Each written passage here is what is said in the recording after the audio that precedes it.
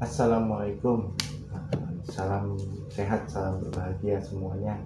Ketemu lagi dengan saya. Di video kali ini kita kembali membaca Harry Potter dan Batu Bertuah. Kita membaca chapter 17. Seperti biasa, sebelum memulai membaca, saya mohon maaf kalau ada kesalahan cara saya membaca nama tokoh, nama, istilah, tempat, dan pembawaan saya kurang tidak baik. Saya mohon maaf di depan. Oke, chapter 17. Laki-laki dengan dua wajah, melainkan Quirrell. Anda? Harry kaget. Quirrell tersenyum. Wajahnya sama sekali tidak berkedut. Ya, aku, katanya tenang. Aku sudah bertanya-tanya, apakah aku akan bertemu kau di sini, Potter? Tetapi saya kira Snape. Severus? Quirrell tertawa, dan tawanya bukan tawa gemetar seperti biasa, tapi dingin dan melengking. Ya, Severus memang kelihatannya tipe yang cocok ya. Dirinya sangat berguna, menyambar-nyambar seperti kelelawar liar. Dibanding dia, siapa yang akan mencurigai Profesor Quirrell yang gagap dan menimbulkan belas kasih? Harry tak mengerti. Ini tak mungkin benar. Tak mungkin. Tetapi Snape mencoba membunuh saya. Bukan. Aku yang mencoba membunuhmu. Temanmu Miss Granger tanpa sengaja menabrakku sampai jatuh ketika dia buru-buru mau membakar jubah Snape dalam pertandingan Quidditch itu. Dia memutuskan kontak mataku denganmu. Beberapa detik saja lagi, aku pasti sudah berhasil menjatuhkanmu dari sapu. Aku pastilah sudah berhasil sebelumnya seandainya Snape tidak menggumamkan mantra penangkal berusaha menyelamatkanmu. Snape berusaha menyelamatkan saya? Tentu saja, kata Quirrell dingin. Menurutmu, kenapa dia ingin menjadi wasit dalam pertandinganmu berikutnya? Dia berusaha memastikan aku tidak melakukannya lagi. Lucu juga, dia tak perlu khawatir. Aku tak akan bisa berbuat apa-apa karena Dumbledore menonton. Semua guru lain mengira Snape berusaha menghalangi Gryffindor menang. Dia memang membuat dirinya tak disukai dan benar-benar membuang waktu sia-sia. Toh, setelah semua usaha itu, aku akan membunuhmu malam ini. Kau terlalu ingin tahu dan terlalu suka ikut campur. Kalau dibiarkan hidup, Potter, berkeliaran di malam Halloween seperti itu, bisa-bisa kau memergokiku datang untuk melihat apa yang menjaga batu itu. Anda yang memasukkan troll itu. Tentu, aku punya bakat khusus menangani troll. Kau pasti sudah melihat apa yang kulakukan terhadap troll di kamar depan itu. Sayangnya, sementara orang-orang lain berlarian mencari troll, Snape yang sudah mencurigaiku langsung naik ke lantai 3 untuk menghadangku. Dan bukan saja trollku gagal memukuli kalian sampai mati, si anjing kepala 3 bahkan tidak berhasil menggigit kaki Snape sampai putus. Sekarang, tunggu dengan tenang, Potter. Aku perlu memeriksa cermin menarik ini. Baru saat itulah Harry menyadari apa yang berdiri di belakang Quirrell. Cermin Tarsa. Cermin inilah kunci yang menemukan batu bertuah, Quirrell bergumam seraya mengelilingi bingkainya. Dumbledore memang cerdik memakai cermin ini. Tapi dia di London. Aku sudah jauh dari sini saat dia pulang nanti. Yang bisa kita pikirkan Harry hanyalah bagaimana membuat Quirrell yang terus bicara. Yang bisa dipikirkan Harry hanyalah bagaimana membuat Quirrell terus bicara dan mencegahnya berkonsentrasi pada cermin. Saya melihat Anda dan Snape di hutan, cerutuknya. Ya, kata Quirrell sambil lalu berjalan ke balik cermin untuk memeriksa bagian belakangnya. Dia sudah tahu niatku saat itu, mencoba mengorek sejauh mana pengetahuanku. Dia sudah lama mencurigaiku, mencoba menakut-nakutiku. Mana bisa, kan Lord Voldemort mendampingiku. Quirrell muncul dari balik cermin dan menatapnya dengan penuh gairah. Aku melihat batunya, persembahkan kepada tuanku. Tapi di mana letak batu itu? Harry berkutat melepaskan diri dari tali yang mengikatnya. Tapi percuma. Dia harus mencegah Quirrell mencurahkan seluruh perhatiannya kepada cermin. Tetapi Snape kelihatannya sangat membenci saya. Oh, memang dia membencimu, kata Quirrell sambil lari. Sangat membencimu. Dia sekolah di Hogwarts bersama ayahmu. Kau tidak tahu. Mereka saling membenci. Tetapi dia tidak akan pernah menginginkan ayahmu mati. Tetapi saya mendengar Anda beberapa hari yang lalu terisak-isak. Saya kira Snape sedang mengancam Anda. Untuk pertama kalinya ketakutan melintas di wajah Quirrell. Kadang-kadang, katanya, sulit sekali bagiku untuk menjalankan perintah tuanku. Dia penyihir hebat dan aku lemah. Maksud Anda, dia ada dalam kelas itu bersama Anda? Harry terperanjat. Dia bersamaku kemanapun aku pergi, kata Quirrell pelan. Aku bertemu dengannya ketika berkelana keliling dunia.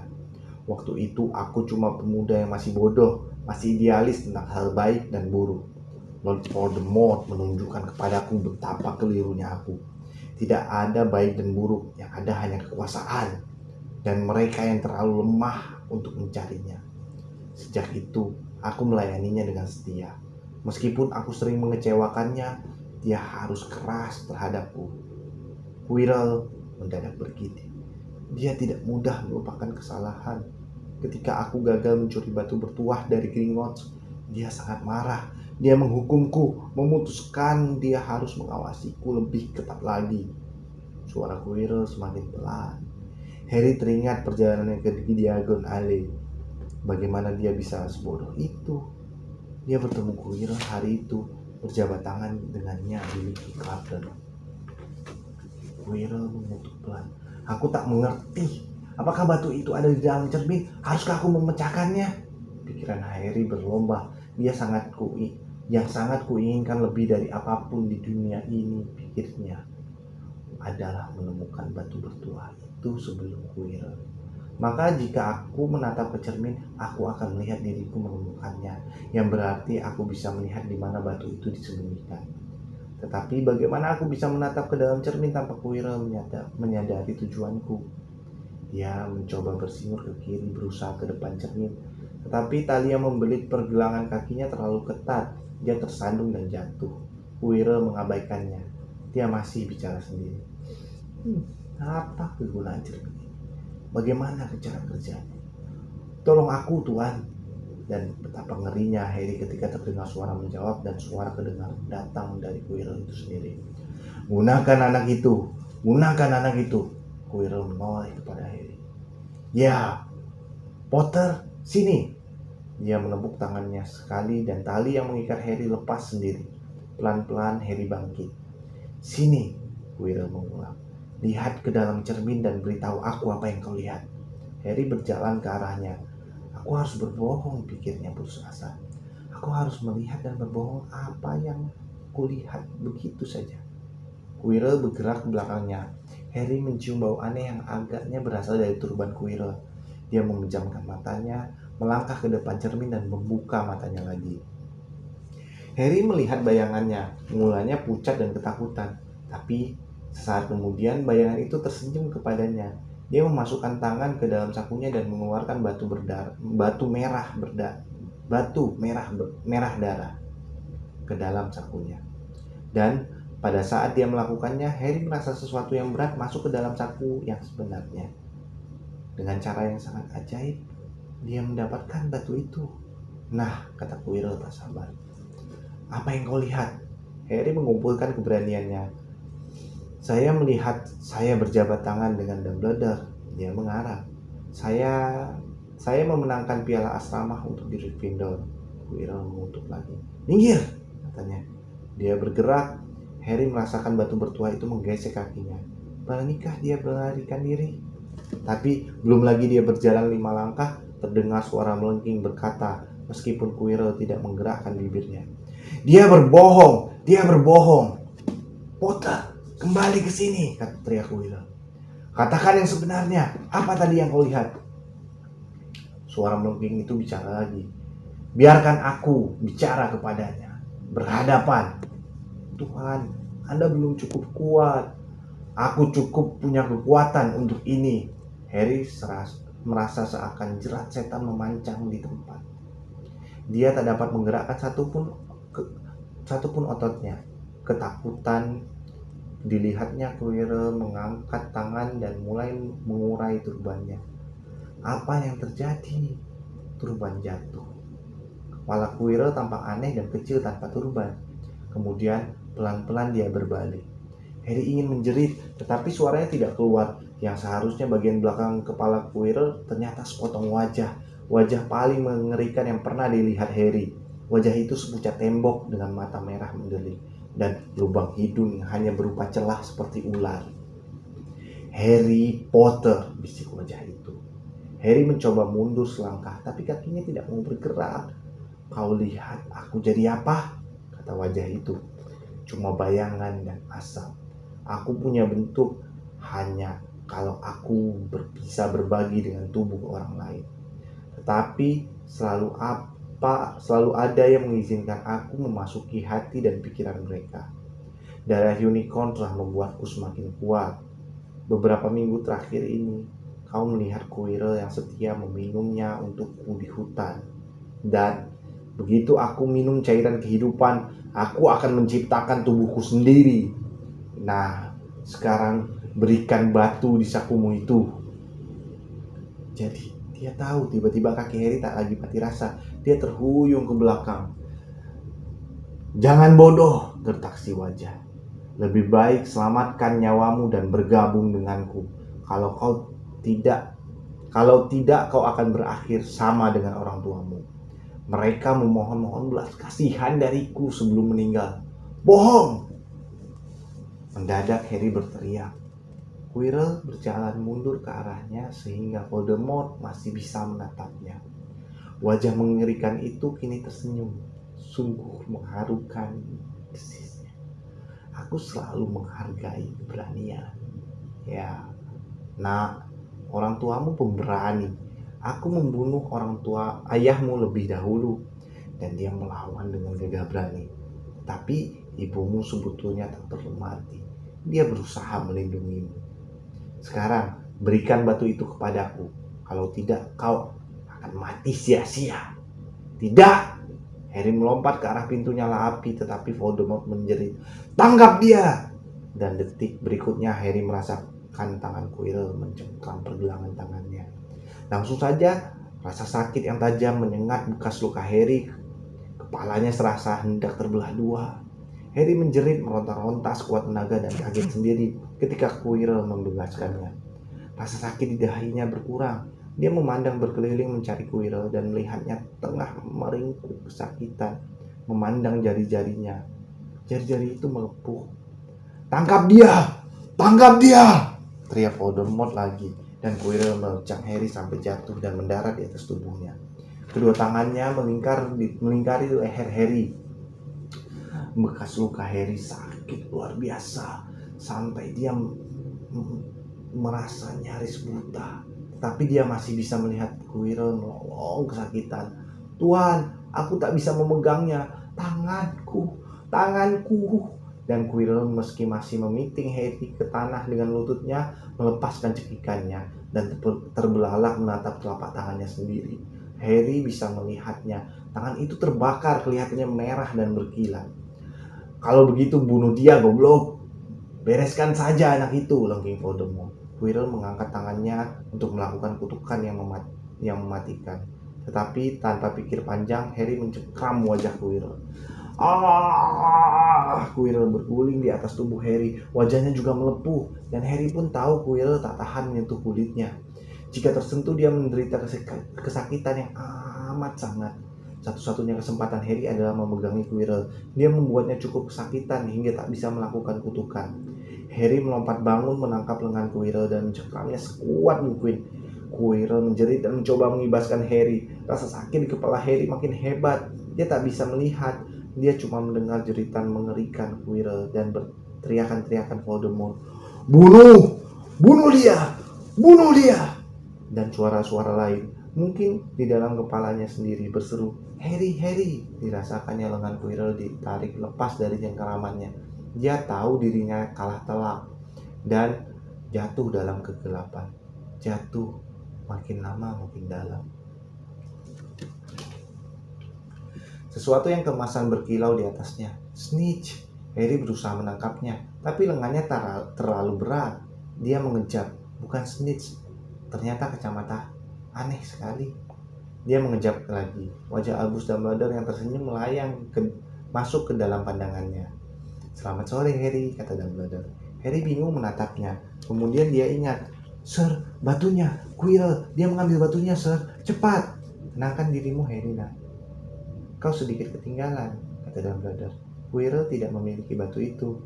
Kalau begitu, siapa? Sir, saya. Harry, relax. Kalau tidak, Madame Pomfrey akan mengusirku keluar. Harry menelan ludah dan memandang berkeliling.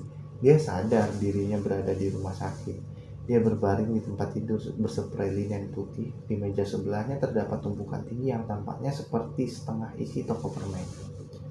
Kiriman teman-teman dan pengagummu, kata Dumbledore berseri-seri. Apa yang terjadi di ruang bawah tanah antara dirimu dan Profesor Quirrell adalah rahasia besar. Maka tentu saja seluruh sekolah tahu. Kurasa temanmu, Mr. Fred dan George Weasley, bertanggung jawab atas usaha mengirimmu tutup kloset. Tapi mereka mengira kau akan geli dan senang menerimanya. Tetapi Madame Pomfrey, mereka merasa hadiah itu tidak begitu higienis dan menyitanya. Sudah berapa lama saya di sini? 3 hari. Mr. Ronald Weasley dan Mrs. Granger akan lega sekali mengetahui kau sadar. Mereka sangat cemas. Tapi Sir, batunya rupanya kau tak bisa dialihkan. Baiklah, kalau begitu. Profesor Quirrell tidak berhasil mengambil batu itu darimu. Aku tiba tepat pada waktunya untuk mencegahnya. Walaupun harus kuakui, kau sendiri telah bertahan dengan sangat baik. Anda datang. Anda menerima burung hantu, Hermione. Pastilah kami berpapasan di udara begitu tiba di London. Jelas bagiku bahwa aku harus berada di tempat yang baru saja kutinggalkan. Aku tiba tepat pada waktunya untuk menarik Quirrell darimu. Jadi itu Anda. Aku sudah takut aku terlambat. Hampir. Saya nyaris tak bisa mempertahankan batu itu lebih lama lagi. Bukan batunya, tapi kau, nak. Usaha untuk mempertahankan batu bertua itu nyaris membunuhmu. Sesaat aku ngeri sekali mengira kau sudah tiada, sedangkan batunya sudah dimusnahkan. Dimusnahkan? Tanya Harry tak mengerti. Tapi teman Anda, Nicholas Flamel, oh, kau tahu tentang Nicholas, kata Dumbledore dengan senang. Kau telah menyelidiki semuanya ya? Nah, Nicholas dan aku sudah berunding dan kami setuju. Itu yang paling baik. Tapi itu berarti dia dan istrinya akan meninggal, kan? Mereka punya cukup banyak simpanan cairan kehidupan untuk membereskan urusan mereka. Dan kemudian, ya, mereka akan mati. Dumbledore tersenyum melihat keheranan di wajah Harry. Bagi orang semuda kau pastilah kedengarannya aneh. Tapi bagi Nicholas dan Perenelle, mati sebetulnya hanyalah seperti pergi tidur setelah hari yang amat sangat panjang. Lagi pula, bagi pikiran yang terorganisir dengan baik, kematian hanyalah petualangan besar berikutnya. Kau tahu, batu itu sebetulnya bukan benda yang amat luar biasa. Meski bisa memberikan uang dan kehidupan sebanyak yang kau inginkan, itu dua pilihan yang akan dipilih kebanyakan orang, melebihi segalanya. Sulitnya, orang biasanya justru memilih hal-hal yang paling buruk untuk mereka. Harry terbaring diam kehabisan kata-kata. Dumbledore bersenandung kecil dan tersenyum ke arah langit-langit. Sir, kata Harry, aku sudah berpikir, Sir. Bahkan sekalipun batu itu tidak ada, maksud saya, Anda tahu siapa? Panggil dia Voldemort, Harry. Selalu gunakan nama yang benar untuk apa saja. Ketakutan akan nama memperbesar ketakutan akan benda itu sendiri. Baik, Sir. Bukankah Voldemort akan mencoba cara-cara lain untuk kembali? Maksud saya, dia tidak akan pergi untuk selamanya, kan? Tidak, Harry. Dia belum lenyap. Dia masih ada di suatu tempat. Mungkin mencari tubuh lain yang bisa ditumpangi. Karena tidak sepenuhnya hidup, dia tak bisa dibunuh. Dia meninggalkan Quirrell mati begitu saja. Dia tak punya belas kasihan, baik pada pengikut maupun musuh-musuhnya. Harry, saat ini kau memang belum berhasil memenangkan pertarungan. Kau cuma bisa menunda kembalinya Voldemort pada kekuasaan. Dalam pertarungan berikutnya, yang tampaknya akan lebih sulit dimenangkan, dibutuhkan seseorang yang telah siap. Jika Voldemort tertahan lagi dan lagi, siapa tahu dia tak akan pernah kembali berkuasa. Harry mengangguk, tetapi segera berhenti karena membuat kepalanya sakit. Kemudian berkata, "Sir, ada beberapa hal lain yang ingin saya ketahui jika Anda bisa memberitahu saya. Hal-hal yang ingin saya ketahui kebenarannya." Kebenaran? Dumbledore menghela napas. Kebenaran itu indah dan mengerikan, dan karenanya harus diperlakukan dengan amat hati-hati. Meskipun demikian, aku akan menjawab pertanyaanmu, kecuali ada alasan kuat untuk tidak menjawabnya. Kalau itu sampai terjadi, kumohon, kau memaafkan aku. Aku tidak akan berbohong tentu saja. Kata Voldemort, dia terpaksa membunuh ibu saya karena ibu mencoba mencegahnya membunuh saya. Tetapi, kenapa dia ingin membunuh saya? Dumbledore menghela napas dalam-dalam. Sayang sekali, hal pertama yang kau tanyakan tak bisa kujawab. Tidak hari ini, tidak sekarang. Kau akan tahu suatu hari nanti. Singkirkan dari pikiranmu untuk sementara, Harry. Kalau kau sudah lebih besar, aku tahu kau tidak senang mendengarnya. Kalau kau sudah siap, kau akan tahu. Dan Harry tahu tak ada gunanya membantah. Tetapi kenapa Quirrell tidak bisa menyentuh saya? Ibumu meninggal karena berusaha menyelamatkanmu. Kalau ada satu hal yang tak bisa dimengerti Voldemort, itu adalah cinta. Dia tidak menyadari bahwa cinta sekuat cinta ibumu kepadamu meninggalkan bekas. Bukan seperti bekas luka, bukan tanda yang kelihatan. Dicintai begitu dalam meskipun orang yang mencintai kita sudah tiada. Akan memberikan kita perlindungan untuk selamanya. Perlindungan itu ada di kulitmu, Quirrell yang penuh kebencian, keserakahan, ambisi, dan membagi jiwanya dengan Voldemort tidak bisa menyentuhmu karena alasan ini. Sungguh suatu penderitaan menyentuh orang yang dilindungi oleh sesuatu yang sangat baik. Kini Dumbledore menjadi sangat tertarik pada seekor burung yang hinggap di ambak jendela. Ini memberi Harry kesempatan untuk mengeringkan matanya dengan spray. Ketika sudah bisa bicara lagi, Harry berkata, "Dan jubah gaib, tahukah Anda siapa yang mengirimkannya kepadaku?" Ayahmu menitipkannya kepadaku dan kupikir kau akan menyukainya." Mata Dumbledore bersinar-sinar. "Sangat berguna. Ayahmu terutama menggunakannya untuk menyelip ke dapur untuk mencuri makanan waktu dia di sini dulu. Dan ada satu hal lagi, katakan." Quirrell berkata, "Snape. Profesor Snape, Harry?" "Ya, Quirrell bilang Profesor Snape membenci saya karena dia membenci ayah saya. Betulkah itu?" "Ya, mereka memang saling benci. Tak berbeda dengan kau sendiri dan Malfoy. Lalu, ayahmu melakukan sesuatu yang tak bisa dimaafkan, Snape." "Apa?" "Ayahmu menyelamatkan hidupnya." "Apa?" "Ya," kata Dumbledore melamun. "Aneh kan cara kerja pikiran orang? Profesor Snape tidak tahan berhutang budi pada ayahmu. Aku yakin dia berusaha keras melindungimu sebagai balas budi kepada ayahmu. Dengan begitu, skor mereka akan jadi seri. Lalu dia bisa kembali membenci almarhum ayahmu dengan tenang." Harry berusaha memahami, tetapi kepalanya jadi berdenyut-denyut. Maka dia berhenti. "Dan, Sir, ada satu lagi." "Apa itu?" "Bagaimana saya bisa mendapatkan batu itu dari dalam cermin?" Aku senang kau menanyakan itu. Itu salah satu ide brilianku, dan antara kita berdua saja. Ide itu hebat sekali. Aku membuatnya sedemikian sehingga hanya orang yang menginginkan menemukan batu itu, menemukan tetapi tidak menggunakannya, yang bisa mendapatkannya. Bukan mereka yang ingin melihat dirinya memiliki emas atau minum cairan kehidupan. Otakku kadang-kadang mengejutkan diriku sendiri. Nah, sudah cukup pertanyaan-pertanyaanmu. Kusarankan kau mulai makan permenmu. Kacang segala rasa Bertie Boott. Aku cukup beruntung waktu masih muda dapat rasa muntah, dan sejak saat itu aku jadi kehilangan selera. Tapi kurasa aman kalau aku ambil rasa karamel, ya. Dumbledore tersenyum dan memasukkan kacang berwarna coklat keemasan itu ke mulutnya. Kemudian dia tersedak dan berkata, "Ya ampun, rasa kotoran telinga."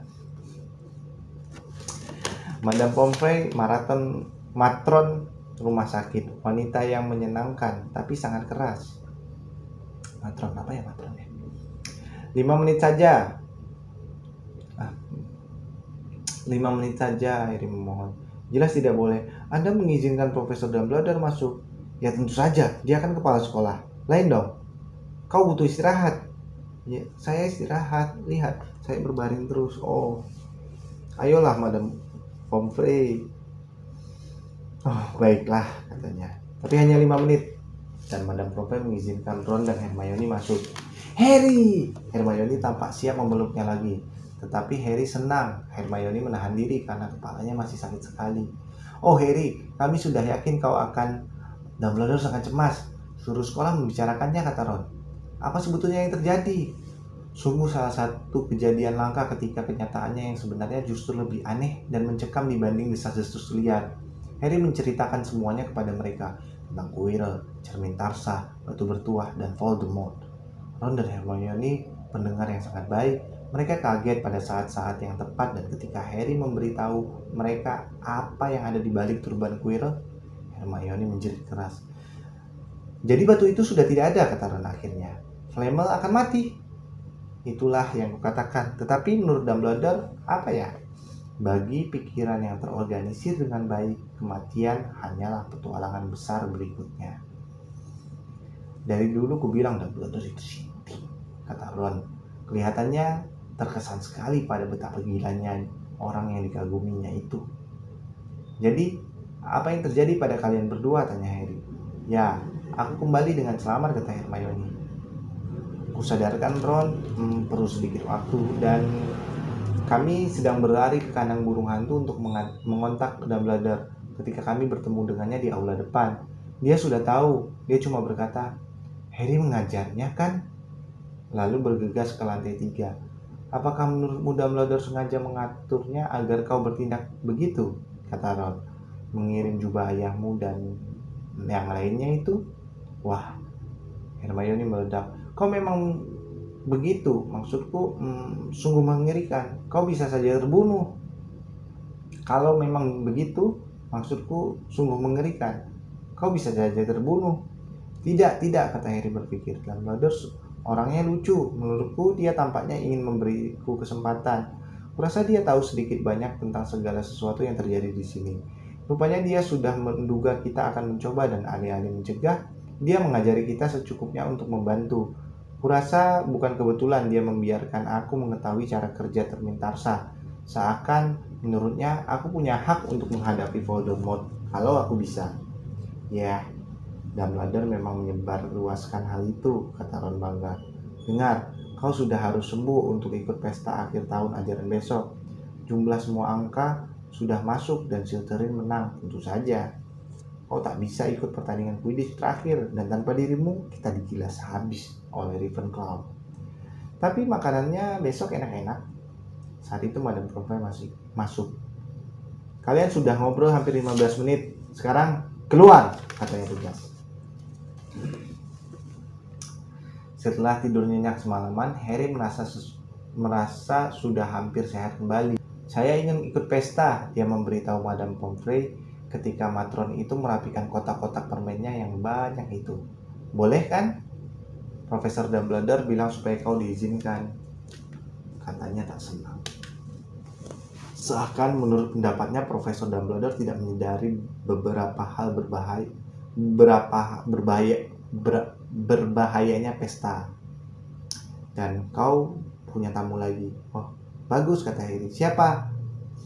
Hagrid menyelinap masuk ketika Harry bertanya. Seperti biasa, kalau dia berada dalam rumah, Hagrid tampak terlalu besar. Dia duduk di sebelah Harry memandangnya, lalu langsung menangis.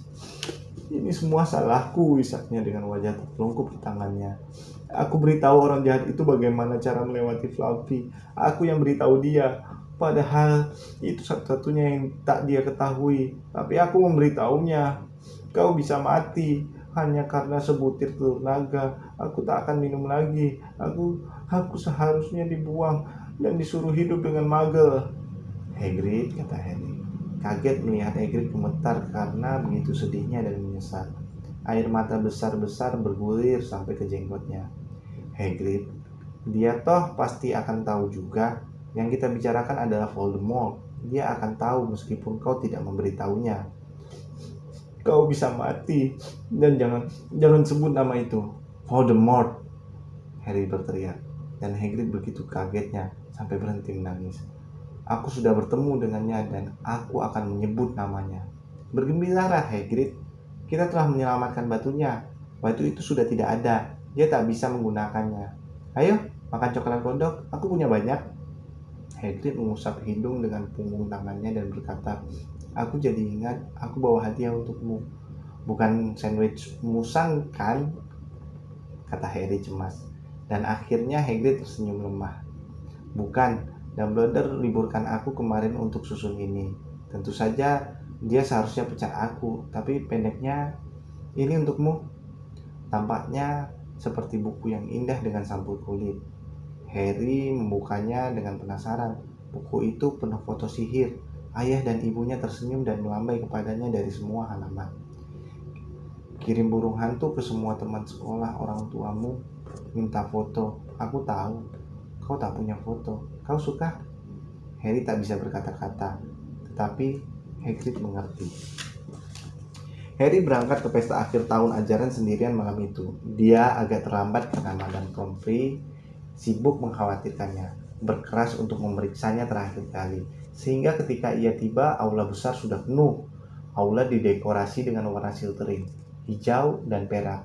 Untuk merayakan keberhasilan Slytherin memenangkan piala asrama untuk ketujuh kalinya selama 7 tahun berturut-turut.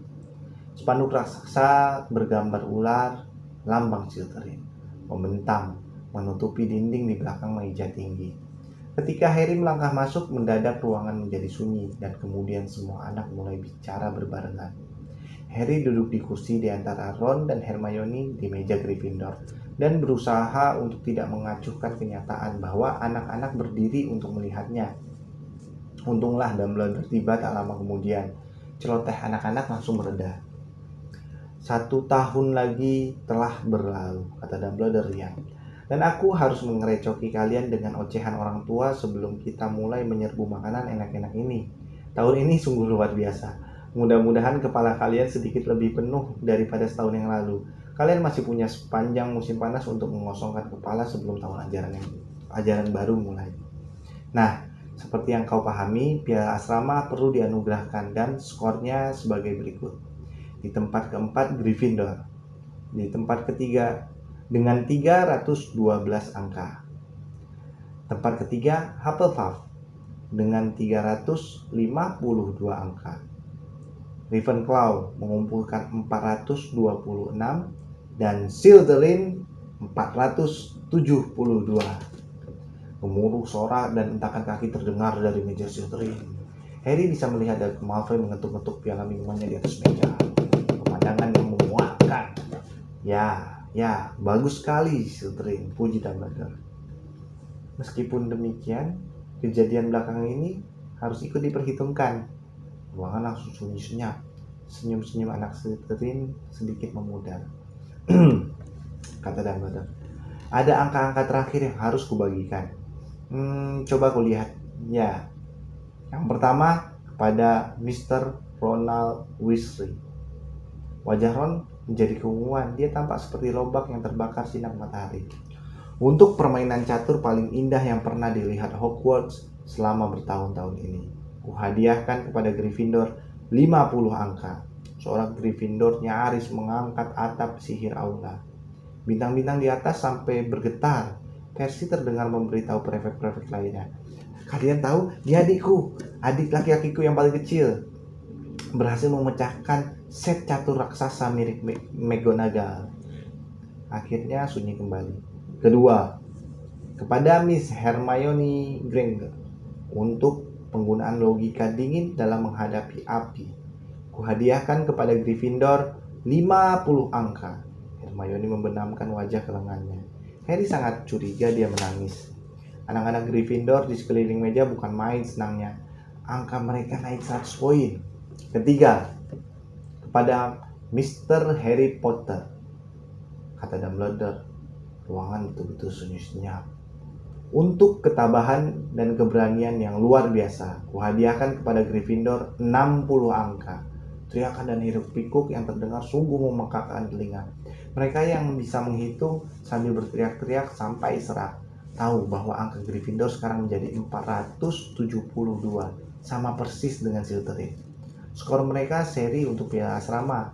Seandainya saja Dumbledore memberi Harry 1 angka lebih banyak. Dumbledore mengangkat tangannya. Ruangan berangsur-angsur kembali sunyi. Ada bermacam-macam keberanian, kata Dumbledore tersenyum. Perlu banyak keberanian untuk menghadapi lawan. Tapi diperlukan keberanian yang sama banyaknya untuk menghadapi kawan-kawan kita. Karena itu aku menghadiahkan 10 angka kepada Mr. Neville Longbottom. 10 angka kepada Mr. Neville Longbottom. Orang yang berdiri di luar aula besar mungkin akan mengira terjadi semacam ledakan di dalam, karena begitu kerasnya bunyi yang meledak di meja Gryffindor. Harry, Ron, dan Hermione berdiri untuk berteriak, sementara Neville pucat saking terguncangnya, menghilang di bawah tumpukan anak-anak yang memeluknya. Dia tak pernah memenangkan, bahkan 1 angka pun untuk Gryffindor sebelum ini. Harry masih bersorak-sorak, menyodok-nyodok rusuk Ron dan menunjuk ke arah Malfoy, yang seandainya mendapatkan kutukan ikat tubuh sempurna pun tak mungkin kelihatan lebih kaget dan ngeri daripada sekarang. Itu berarti, seru Dumbledore mengatasi gemuruh sorakan, karena baik Ravenclaw maupun Hufflepuff ikut merayakan kejatuhan Slytherin. Kita perlu sedikit perubahan dekorasi. Dumbledore menepuk tangannya dalam sekejap. Hiasan-hiasan gantung hijau berubah menjadi merah dan perak Hiasan-hiasan gantung hijau berubah menjadi merah dan peraknya menjadi emas. Ular raksasa Slytherin lenyap digantikan singa Gryffindor yang gagah. Snape menjabat tangan Profesor McGonagall dengan senyum pahit yang dipaksakan. Matanya bertatapan dengan mata Harry, dan Harry langsung tahu bahwa perasaan Snape kepadanya tidak berubah sedikit pun. Ini tidak membuat Harry cemas. Tampaknya hidup baginya akan kembali normal di tahun ajaran mendatang, atau senormal yang mungkin terjadi di Hogwarts. Malam itu malam paling indah dalam hidup Harry, lebih menyenangkan daripada memenangkan Quidditch atau merayakan Natal, atau memukul pingsan troll gunung. Dia tak akan pernah melupakan malam ini. Harry nyaris lupa bahwa hasil ujian belum diumumkan, tetapi akhirnya hasil itu keluar juga. Betapa herannya dia dan Ron, karena mereka berdua lulus dengan nilai-nilai bagus. Hermione tentu saja menjadi juara sekolah untuk kelas 1. Bahkan Neville lulus juga. Nilai herbologinya yang tinggi mengimbangi nilai ramuannya yang jeblok. Mereka berharap bahwa Goyle yang kebodohannya nyaris sama besar dengan kekejamannya akan dikeluarkan. Tapi Goyle lulus juga. Sayang, tetapi seperti kata Ron, dalam hidup ini kita tak bisa mendapatkan segalanya. Dan mendadak saja lemari pakaian mereka kosong. Koper-koper mereka sudah dikemas. Katak Neville ditemukan bersembunyi di sudut toilet. Pesan dibagikan kepada semua murid, memperingatkan mereka agar tidak menggunakan sihir selama liburan. Aku selalu berharap mereka lupa memberikan peringatan ini kepada kita, kata Fred Weasley sedih. Hagrid siap membawa mereka turun ke armada perahu yang akan berlayar menyeberangi danau. Mereka naik ke Hogwarts Express, mengobrol dan tertawa-tawa sementara daerah pedesaan yang mereka lalui menjadi kian hijau dan rapi. Makan kacang segala rasa Bertie Boott selagi kereta meluncur melewati kota-kota Muggle. Melepas jubah penyihir mereka dan diganti memakai jaket biasa. Sampai akhirnya kereta berhenti di peron 9/3/4 di stasiun King Cross.